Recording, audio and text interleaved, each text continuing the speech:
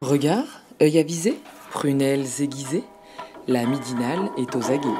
Par Pierre Jacquemin, tous les jours, à 12h30.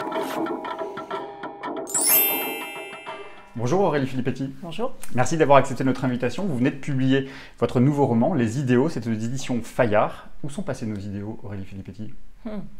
En tout cas, les idéaux de la gauche, ils n'ont pas disparu, mais on va dire qu'ils sont quand même bien abîmés par l'expérience qui aurait dû être social-démocrate, qui n'a pas été, ou pas été suffisamment, des 5 dernières années de pouvoir. Nicolas Hulot part parce qu'il a un idéal, selon son ex-secrétaire d'État Brune Poisson. C'est un gros mot, idéal, quand on fait de la politique? Je crois que ça l'est devenu pour certains, pour les cyniques, pour les partisans de la prétendue réelle politique, c'est-à-dire en fait les vrais idéologues. Parce que ceux qui essayent d'empêcher tout simplement les gens de transformer ce monde néolibéral sont les véritables idéologues. C'est eux qui sont agis en fait par leur idéologie sans même s'en rendre compte. L'idéologie, c'est ceux qui pensent en nous. Donc forcément, c'est eux qui sont du côté de l'idéologie. Et les gens qui ont des idéaux, normalement, quand on fait de la politique, on doit avoir des idéaux. Donc j'espère qu'on est encore nombreux à en avoir. C'était quoi votre idéal à vous quand vous êtes rentré en politique? La justice sociale, la justice tout simplement. Et l'idéal de l'égalité en fait, entre tous.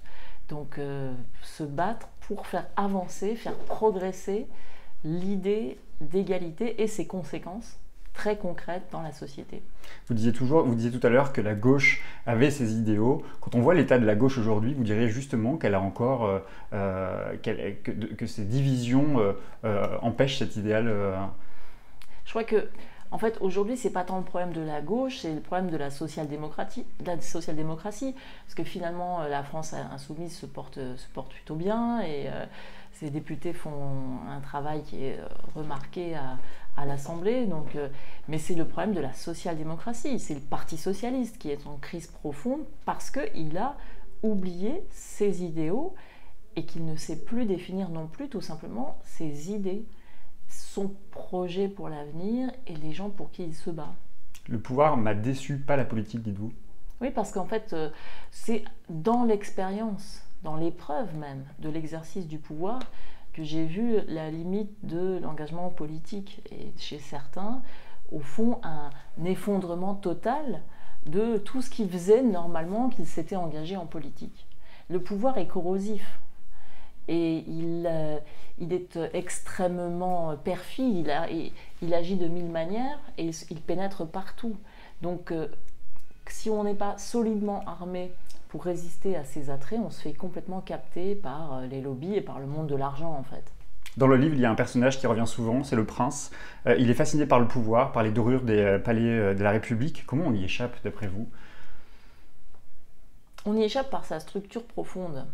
Et puis par l'idée, l'obsession même, de savoir qui vous a fait roi. Si je l'appelle le prince, c'est pas pour rien, c'est une référence évidemment au côté monarchique de la Ve République, mais c'est aussi tout simplement parce que c'est celui qui exerce le pouvoir. Et dans toute la pensée politique, évidemment un Machiavel, mais enfin, il y a toujours ça. Le prince, c'est finalement celui qui a le pouvoir. Et en l'occurrence, s'il n'est pas lui-même très vigilant, très attentif aux limites de son propre pouvoir et à ceux pour qui il doit l'exercer, à ce moment-là, il y a un effondrement du politique. C'est ce qu'on est en train de vivre aujourd'hui. Les gens se détournent de la politique parce qu'ils ne se sentent plus représentés. Ce qui est passionnant dans le livre, c'est cette histoire d'amour caché entre deux personnes que tout oppose, la différence de classe, les divergences politiques profondes. Finalement, c'est le débat démocratique que vous mettez en scène dans le livre. Oui, exactement. Je me suis dit, je voulais pas faire un livre qui soit non plus trop partisan, parce que l'idée, c'était de dire, au fond, la politique, c'est d'une grande force, d'une grande noblesse. Et l'engagement politique et le fait de représenter le peuple, par exemple le mandat parlementaire, c'est quelque chose d'absolument essentiel pour les libertés de tous et pour la société démocratique, bien sûr. Donc en fait, ces deux personnages, ils ont des idées qui sont totalement opposées, des idées politiques, mais ils arrivent à en discuter, à en débattre, parfois d'une manière, d'ailleurs en s'engueulant, Aucun des deux ne nie ce qu'ils pensent par ailleurs, mais malgré tout, ils se respectent et voire ils s'aiment. Donc c'est une allégorie de la démocratie. C'est ça la démocratie. On est tous ensemble, on n'a pas les mêmes idées, mais on trouve les moyens de délibérer pour parvenir à faire émerger une volonté générale. Est-ce que ça veut dire aussi que la gauche a besoin de la droite pour penser ? Ah ben, en tout cas, on a besoin d'avoir une gauche et une droite. Enfin, on en a d'ailleurs, c'est absolument évident. On a besoin d'avoir des oppositions de pensée parce qu'elles reflètent aussi ce qui se passe dans la société. Et bien entendu, le pire, c'est la négation de la politique qui est représentée par ceux qui disent qu'il n'y a ni droite ni gauche. Ça, c'est la négation de la politique. Vous dites aussi que vous ne pouvez vivre sans littérature, mais est-ce que vous pouvez vivre sans politique ? Alors, je peux vivre sans la vie politicienne, on va dire, je peux vivre sans parti, ça très très bien, j'ai aucun problème là-dessus. On vit même plutôt mieux en fait, sans cette folie des partis politiques. Mais par contre, l'intérêt pour la chose publique, ça c'est une passion que j'ai et que j'aurai toujours, et d'ailleurs qui est une passion partagée. La littérature, pour vous, c'est une manière différente de faire de la politique ? C'est une manière de s'engager dans la cité, dans la vie sociale. Et d'ailleurs, pas seulement pour les livres qui sont dits des romans engagés, mais pour toute forme de littérature. C'est toujours un dialogue avec l'autre. Donc, c'est une manière d'être dans la société, bien sûr.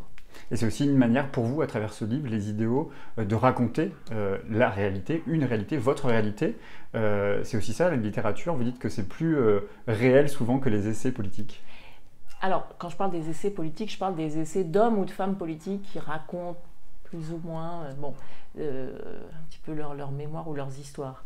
Mais en l'occurrence, je trouve que le roman, parce que justement, il se présente comme fiction, et qu'il y a une forme d'alerte qui est donnée au lecteur en disant attention, voilà, ce n'est pas la vérité, c'est une réécriture, c'est une recréation d'une forme de réalité, mais justement qui fait miroir et qui donc peut donner un éclairage, une vision de ce qu'est, en l'occurrence là, par exemple, le pouvoir, la réalité du pouvoir. Et je trouvais que c'était aussi une forme peut-être plus honnête. Moi, je n'ai pas la vérité sur ce qui s'est passé pendant les 2 mandats de Nicolas Sarkozy ou François Hollande.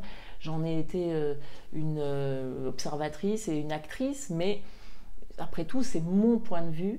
Donc, je le raconte par touche impressionniste. Et puis, c'est le lecteur qui fera sa propre opinion. Vous êtes du genre à ne jamais dire jamais, Aurélie Filippetti ? Oui, il ne faut jamais dire jamais, bien sûr, évidemment. On ne sait jamais. Mais vous dites dans Le Monde daté d'aujourd'hui que la vie politique, c'est fini. Ah bah oui, pour moi, j'ai tourné cette page. J'ai tourné la page de l'engagement partisan.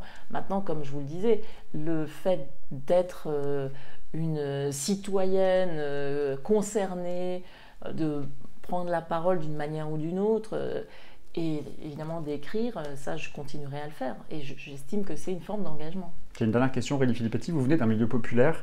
Vous êtes ce que la philosophe Chantal Jacquet, que nous recevions cette semaine dans la Midinale, appelle une transclasse. Elle parle de cette expérience douloureuse du passage d'une classe à une autre. Qu'est-ce que vous en dites, vous qui en avez fait l'expérience ? Je me sens totalement